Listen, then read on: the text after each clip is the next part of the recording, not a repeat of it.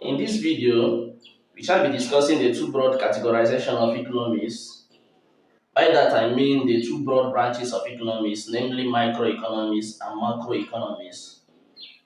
Recall that in our previous series, we defined economics as a scientific study of the behavior of individuals, businesses, and societies with regards to the allocation of scarce economic resources in order to obtain maximum benefit.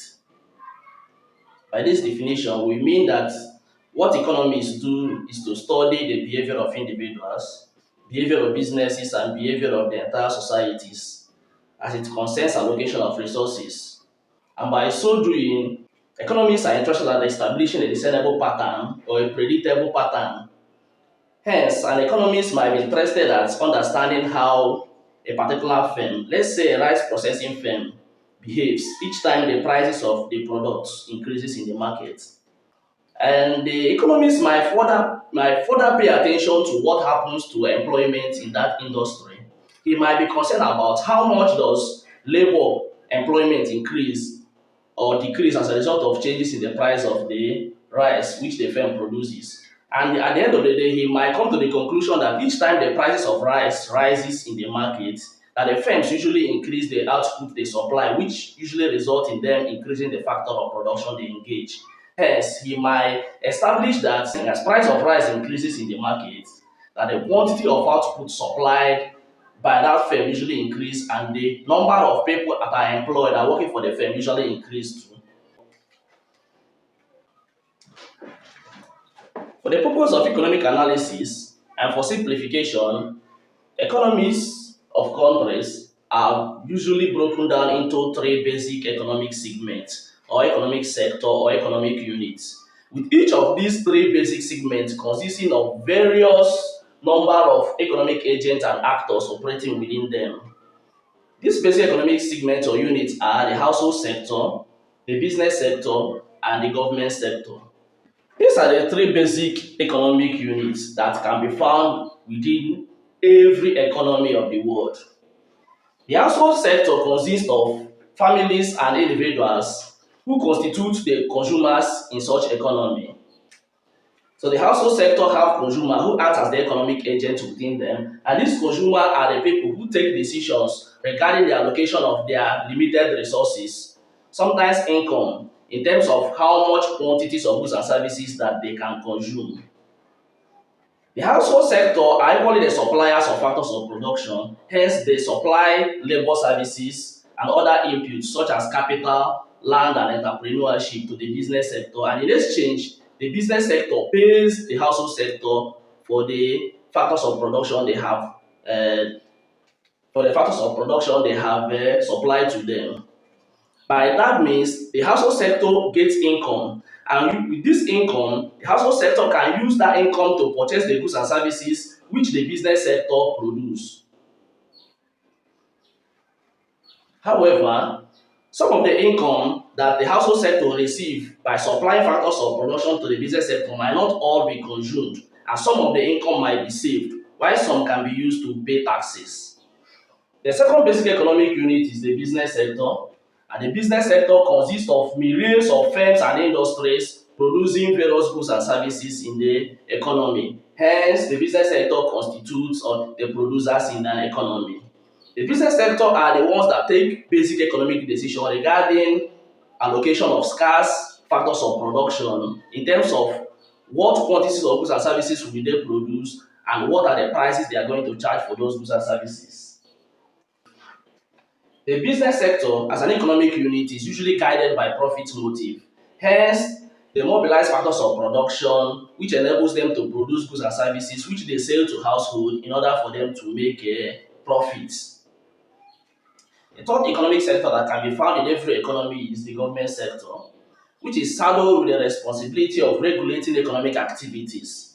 Hence, they try to bridge the excesses of both the consumers and the producers. By so doing, the government sector collects taxes from both the consumer and the producers and utilizes the proceeds from this taxation to provide public goods and services such as infrastructure development, national defense, public health, education, and so on and so forth. Within each and every one of these three basic economic units, Like I said earlier, there are myriads of economic agents and actors operating within them. For instance, within the household sector, we have so many families and individuals consuming various goods and services. Hence, you can see consumers of foodstuffs, you see consumers of education, you see consumers of financial services, you see consumers of medical services, consumers of telephone, consumers of electronics, and consumers of all whatnot in the economy. All these individual consumers constitute what we refer to as individual economic agents and actors within the household sector. The same thing applicable to the business sector, where you find producers of various goods and services. Within the business sector, you find firms and industries who are in charge of producing various goods and services. You can find rice producers, you can find textile producers, legal service producers, financial service producers, computer producers, and so on and so forth. All these economic agents can be assembled and studied for us to understand how they behave. We can study them individually and we can study them as a group. The same thing applicable to the government. Within the government sector, we have various government ministries, we have various government parastatals, government agencies, and government institutions, all of which, when taken together, constitute a government in an economy. Given the above background, we are now fully equipped to delve into the full explanation of what microeconomics and macroeconomics means.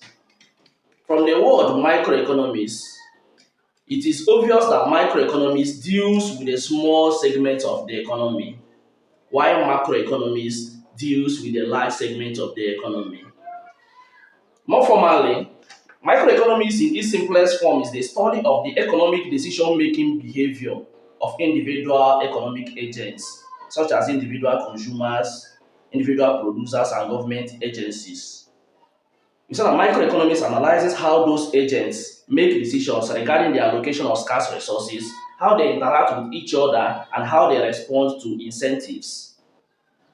For instance, when we study the economic decision-making behavior of an individual rice processing firm, we are operating in the realm of microeconomics.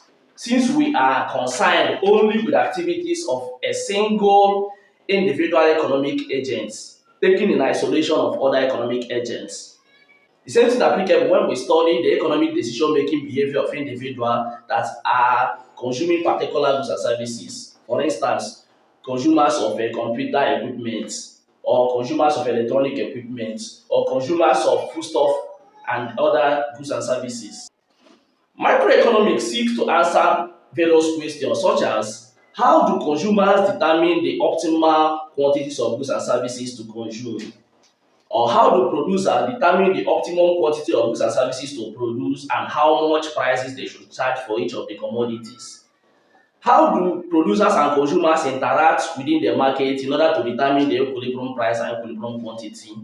And how do consumers or producers react or respond to incentives? Under microeconomics, we will see topics such as supply and demand theory, theory of consumer behavior, theory of producer behavior, production theory, cost and revenue theory, theory of the firm or theory of market structure, and so on and so forth. Microeconomics is sometimes regarded as price theory. Reason is that microeconomics, like we said, focuses on individual economic agents in the economy and studies the way they interact with each other in order to determine the prices that are prevalent in the economy. Macroeconomics, on the other hand, is concerned with the broad segment of the overall economy. More formally, we can define macroeconomics as a branch of economics that deals with the overall performance and decision-making of an economy as a whole.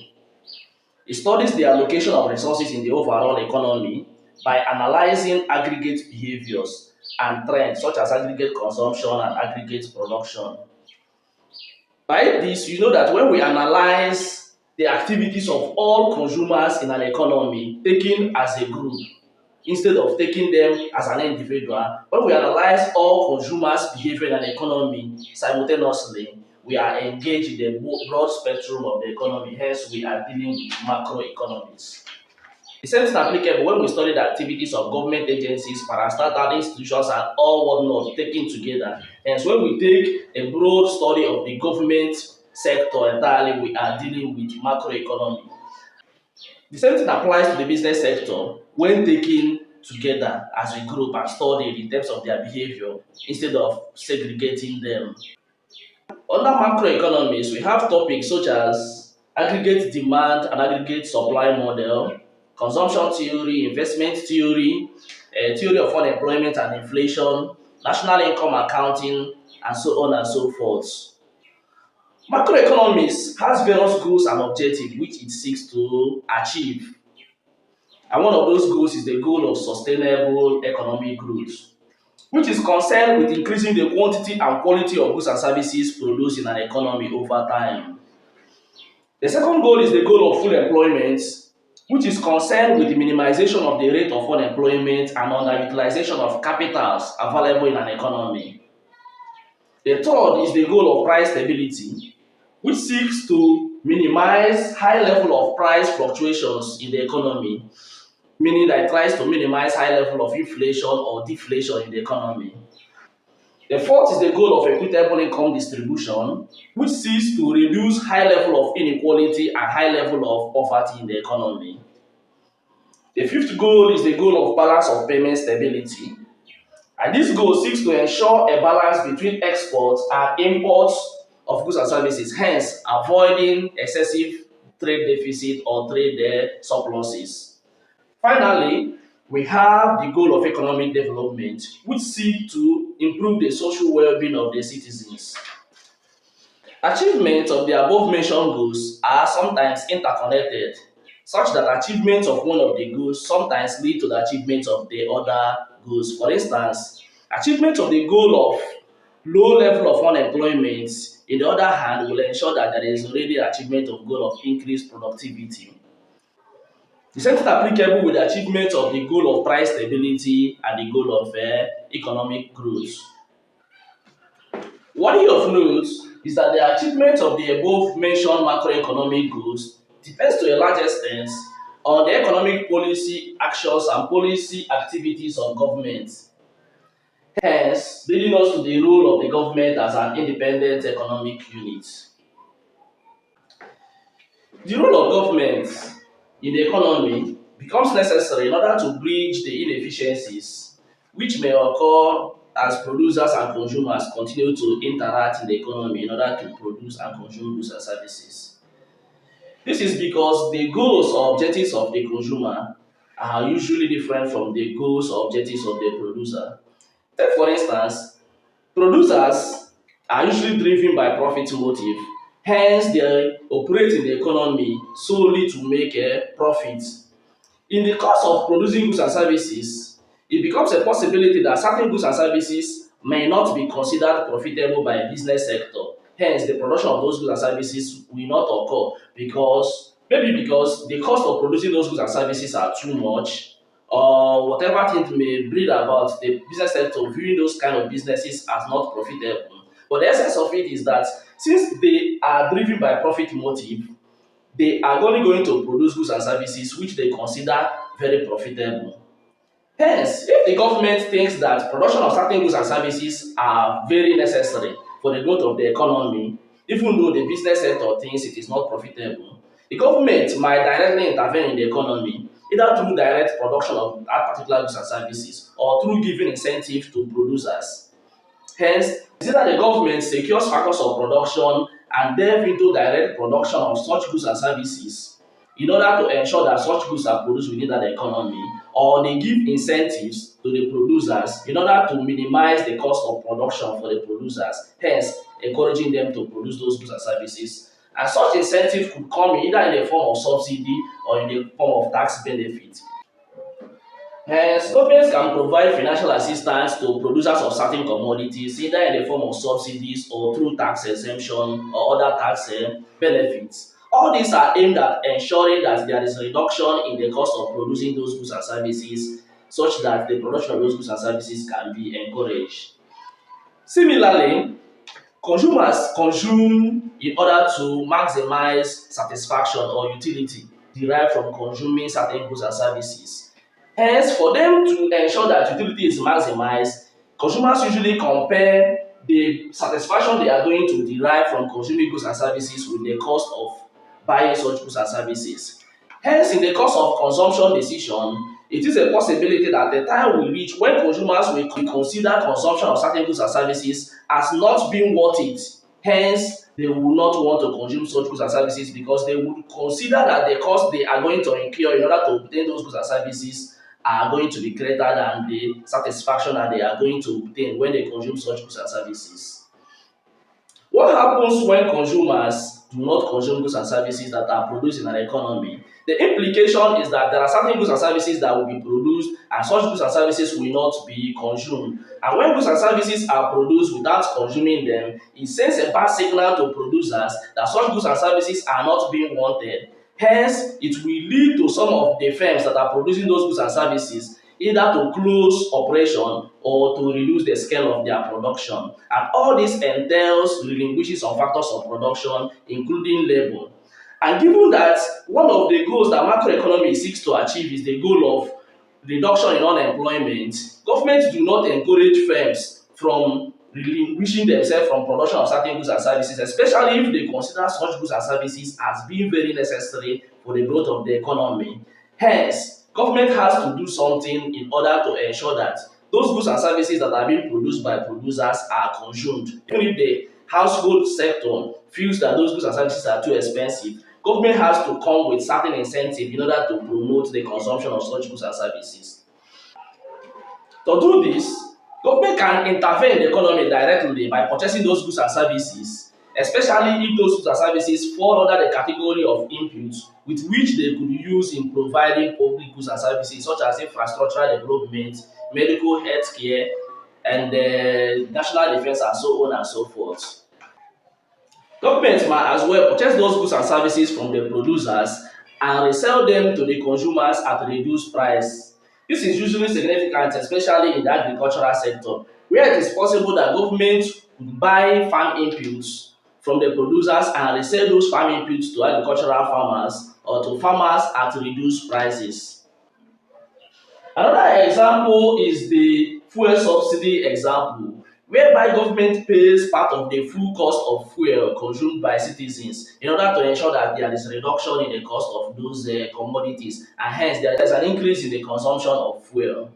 The same thing applicable with education, whereby government sometimes subsidizes education for the citizens by paying subvention to state or public-owned universities, thereby reducing the tuition fee that are usually paid by citizens of such countries. The whole essence is that if consumers are allowed to pay the full cost of these commodities as dictated by the interaction between demand and supply, equilibrium will occur at a point where consumption level might be too low for the society to maintain an existing level of employment. Hence, government need to intervene to ensure that there is an encouragement given to the consumption of such goods and services. To be less professional, it means that if the consumers are allowed to pay the full cost of these goods and services, the price level will be too high that only a very few people in the society will afford to buy those goods and services, and that will ensure that the quantity of those goods and services that are produced decreases, and decreasing the quantity of those goods and services will entail that there is going to be increase in unemployment and other factors of production. Thank you for watching today's video. Kindly share the video to reach out to more audience, and don't forget to click the subscribe button. Thank you.